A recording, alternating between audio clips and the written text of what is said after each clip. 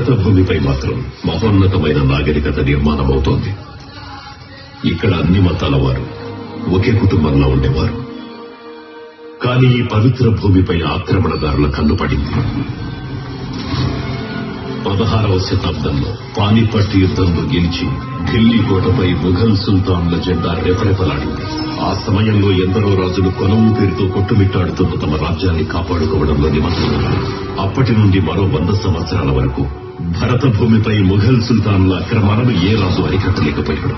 17వ శతాబ్దంలో మొఘలాయిల్లోని అత్యంత క్రూరుడు కఠినాత్ముడు అయిన ఔరంగజేబ్ సింహాసనాన్ని అధిష్ఠించాడు. నిరంకుశ పాలనకది పరాకాష్ఠ.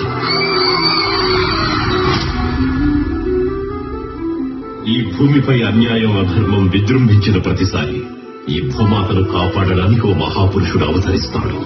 మళ్లీ అలాంటి సమయం వచ్చింది.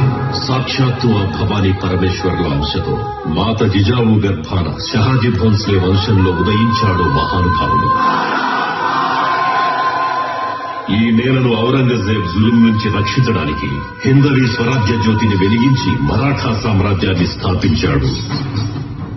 మన భరత భూమిగాంచిన మహానాయకుడు ఛత్రపతి శివాజీ మహారాజ్. ఆయన యుద్ధం అన్యాయం అధర్మం మీదే కాని ఇతరుల ధర్మం మీద పరమతాల మీద కానే కాదు. దినదినాభివృద్ధి చెందుతూ విస్తరిస్తున్న మరాఠా సామ్రాజ్యం మీద ఔరంగజేబ్ పలుమార్లు దండయాత్ర జరిగినా సరే ఓటమిని రుచి చూశాడు. ఔరంగజేబ్ ని అతని పైశాచిక పరిపాలనను ఎదిరించి నిలబడ్డ ఏకైక వ్యక్తి భరతమాత ముద్దు బిడ్డ వీర పరాక్రమ సింహం ఛత్రపతి శివాజీ మహారాజ్.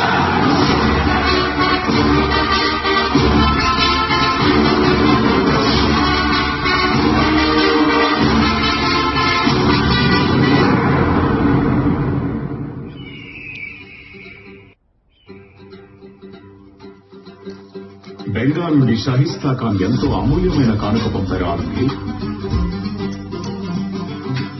టిబెట్ యుద్ధంలో మన మొఘల్ సేన విజయం సాధించారు. జహాపనా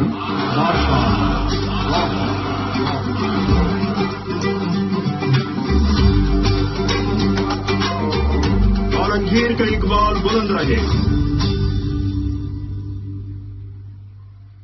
దక్కన్ నుండి కబురు వచ్చింది జహాపనా. దక్కన్ కా శివ మరాఠాల ఛత్రపతి చనిపోయారన్న వార్త అందింది.